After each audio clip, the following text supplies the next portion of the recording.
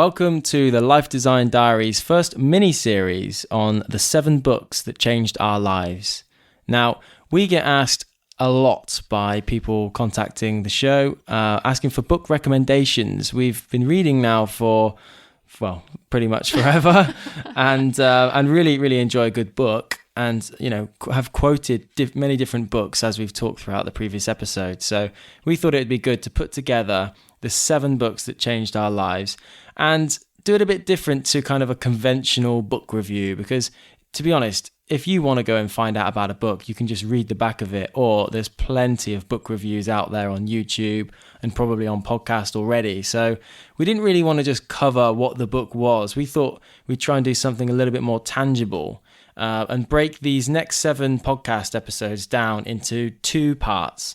So the first part, we are just going to give a brief overview on what the book is about, just so you can kind of understand, the context and the topics of the book. And then secondly, really, it's the main lesson that we took from it. And we're just going to explore that, really, ask each other some questions. We're going to break them up so that some of the books are recommended by me and some are obviously recommended by Lucy. And just explore what it was about the book that we really took away, what's kind of like the one key actionable thing that affected our lives, and then you can take that on board potentially. And so if you like to read books yourself and are always looking for the next recommendation like we are, then we hope you really enjoy the next 7 episodes, which we'll be dropping over the next few weeks. Okay, the first book we want to discuss to kick off this mini-series is one of my favorites, Rich Dad, Poor Dad by Robert Kiyosaki. Now, this book, I read it about 4 years ago. It was actually after listening to a podcast, the Property Podcast, which I listen to quite a lot, were highly recommending this book. And so, they literally talked about it every single week. So I thought I would give it a read. And the first section of this will give just a brief overview. Essentially, the book is all about financial education. And the author, Robert Kiyosaki, talks about a story of having 2 dads. So he has a rich dad and a poor dad. Now, one of his dads, who is actually his biological dad, followed quite a conventional path. He, studied hard, got good grades, got in the career ladder, and sort of progressed up. Really valued his pension as a way to save money for his later life, where he could retire well. However, he didn't actually have that much money. So the conventional way that his biological dad sort of lived his life by didn't produce a lot of money, and so he was his poor dad. Also time poor, isn't it? It wasn't just about his. Is that right? Yeah, it talks about his kind of quality of life it's both. as well. Yeah, and it's probably worth mentioning. I mean, with any book, it's important to take the lesson in your own way. There's some people that will probably listen to these reviews and think, well, I completely disagree. Now, the author of Rich Dad, Poor Dad, yeah, he does talk about time and lifestyle, but he is actually very, very heavily into the money. So, I kind of listen to what he says, and we've spoke previously about life isn't all about how much money you earn. However, when I read Rich Dad, Poor Dad, that's the element that I'm taking from it, and then I'm applying that in my own way. So yes, Robert Kiyosaki does absolutely get some hate from people because he's got pretty strong views, and he quotes the rich and the poor quite a lot, and it can be quite like a bit strong in the way that exactly. However, tell us about his rich dad then. Like I said, you have to apply it in your own way. So his poor dad is his biological dad that kind of followed the conventional path, and by comparison, his rich dad was actually his friend's dad, who kind of adopted him as a second dad. And he was very non-conventional. This guy went about things differently. He didn't value grades as much as his biological dad did. And he decided to go it alone. He had a bunch of investments. He didn't really rate going on the career ladder. He didn't have a pension. He used his money differently, and he had a very unconventional way to approach to money. And he was actually his rich dad. He had a lot of property. He was very time rich. He lived life on his own terms. And so the book really talks about the difference in mindset between Robert's poor dad and his rich dad.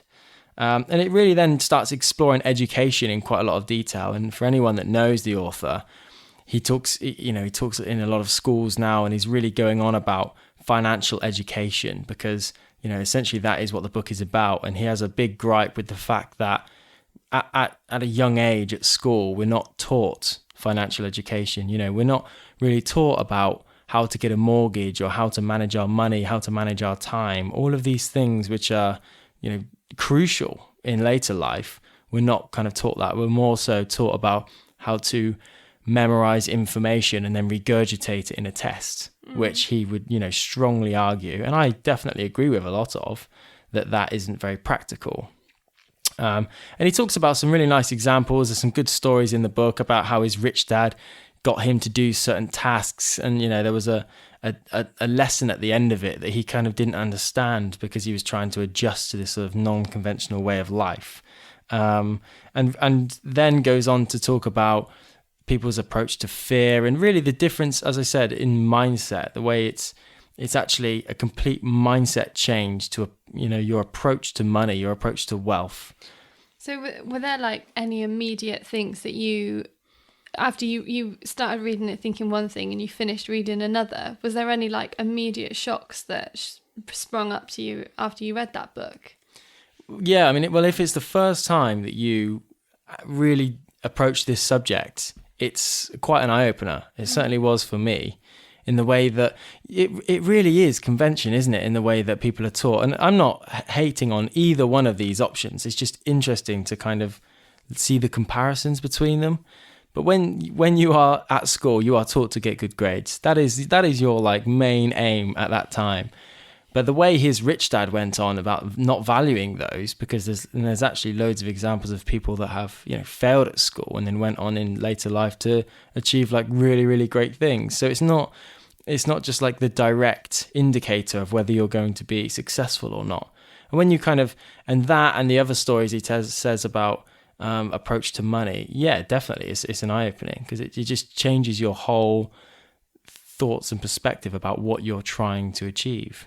So how long did it take you to read? It's quite a big book, actually.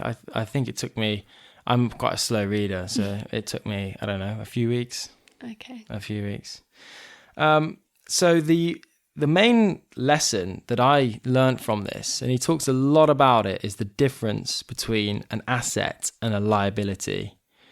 And I'll explain it in his terms, in that, again, if we talk about conventional life, we talk about kind of keeping up with the Joneses mentality, where you progress through life, you start earning more, and with those earnings, you also acquire more things. You start buying a nicer house, you start buying a nicer car, and most people live to their means. Yeah. However, there's a big difference between an asset, which he defines as something which puts money in your pocket, and a liability, which he defines as something that takes money out of your pocket. So I'll give an example. Obviously, a new car or a holiday is a liability because it's taking money out of your pocket. But if you invest in an asset, which could be something which is appreciating in value, which is going to earn you money. It could be starting a business, which is going to earn you money. It could be getting into property, which is then you're going to rent them out, and that's also going to earn you money. It's going to put money in your pocket. That's an asset. And he just so clearly talks about the fact that a lot of people actually, when they grow up and when they start earning more, feel like they're acquiring assets. I mean, they probably don't know, the actual difference between the two, but they feel like by getting that nicer car, that's a positive step forward. They're actually acquiring an asset. And he talks about the car a lot, because actually, if you evaluate it, a car is a liability.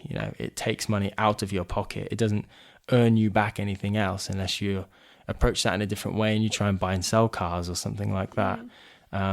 So as you basically, as you earn more, you spend more, and you never really feel the difference. I certainly had that before I read this book and changed my kind of attitude towards this. Is my earnings were going up, but I was definitely spending more. Nothing crazy, but both were going up, and I never felt that actually I had that kind of difference that you do if you get a pay rise or a promotion. You feel like you're going to see it in the bank, but actually you kind of just increase your means as well, don't you?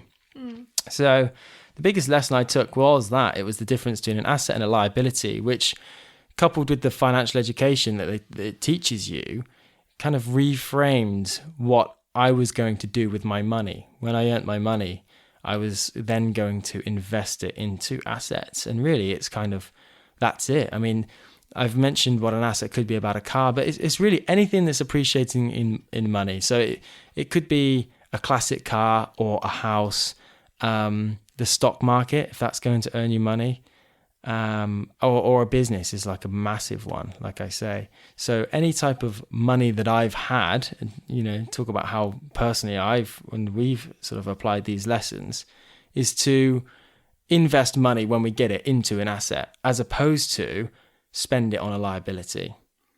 And that really comes down to, we've talked about like how we save and stuff in previous episodes.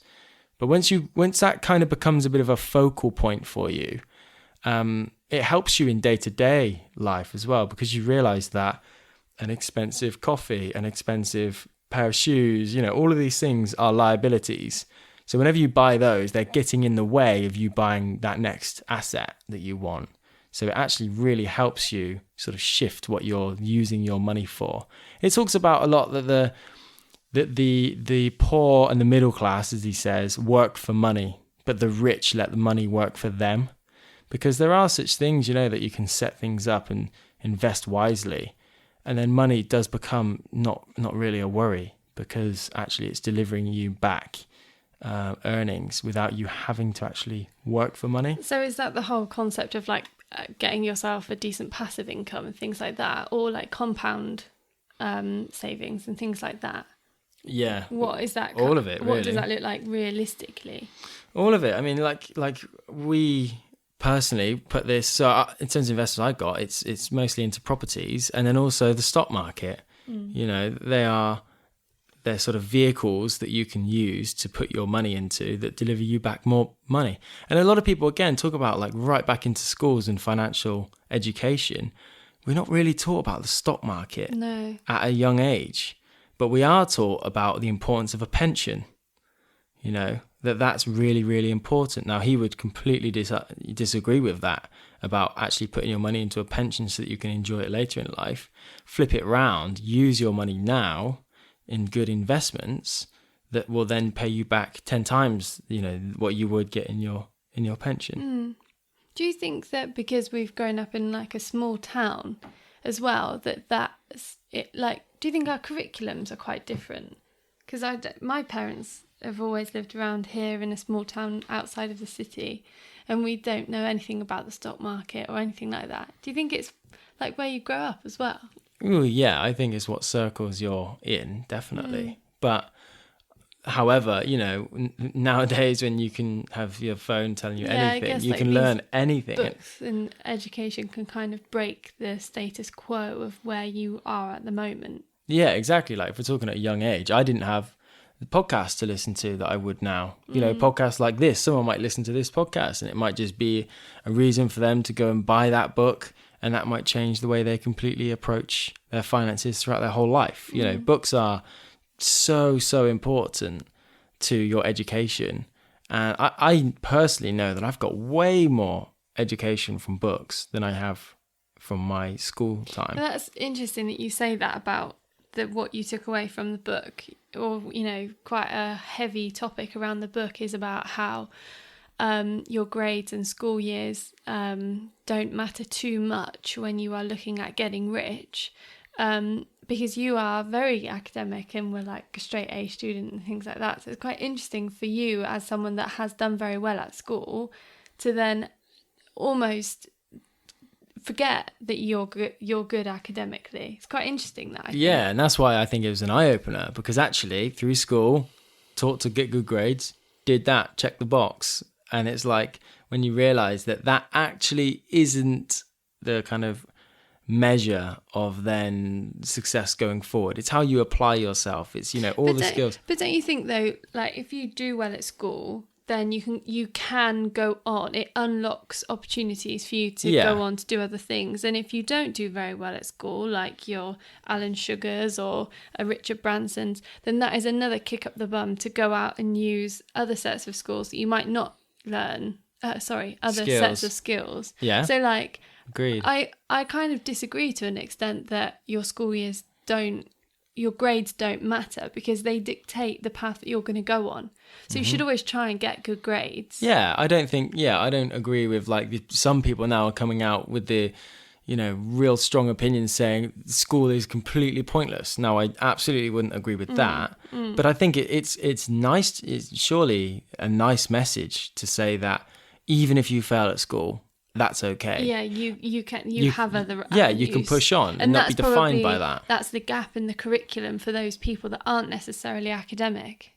Yeah, exactly. Yeah. But also, if you do well at school, that's fine. Yeah, and some things you need grades for if you want to pursue that career. You need those grades. But that's not the only path. You can also go on and do things that, you don't need grades. My grades haven't been checked. Like you said, I got really good grades, but they haven't been checked in anything I've done now. Yeah, but if you wanted to go on and be a scientist or a doctor or whatever, you then could have done that. Whereas I couldn't have. Well, you could go and study, but you can study again, though. Well, you can. You can go and get the grades. Well, it'd be difficult. Yeah, but you could. It's a possibility. I'd need to have the answers written up my sleeve. So that was just a short thing about Rich Dad Poor Dad. It's a really, really interesting book. I think it's great because he talks about financial education, but he tells it through stories, of his rich dad and his poor dad, which I find just really interesting. It completely changed my approach to how I manage finances. And like I said, the biggest lesson that I took from that is just the difference between an asset and a liability. I actually learned that lesson very soon before I was going to buy a new car, which was going to tie me down, which turned out to be a very, very good decision for us, because that was before we then wanted to start investing and going traveling. And just to end it, I've got one of my favorite quotes from the book, which is that our lives are a reflection of our habits more than our education. And again, so that just kind of shows how wide-ranging the book is, really. It covers way more than just finances. I probably haven't done it justice in this sort of slight overview. It covers loads of mindset things as well. So if you're interested, I've got the link to the book in the show notes. And that is Rich Dad Poor Dad by Robert Kiyosaki. As I said at the start, we are going to be giving you the 7 books that changed our lives over the next 7 episodes. So please stay tuned to hear our next book that changed our life.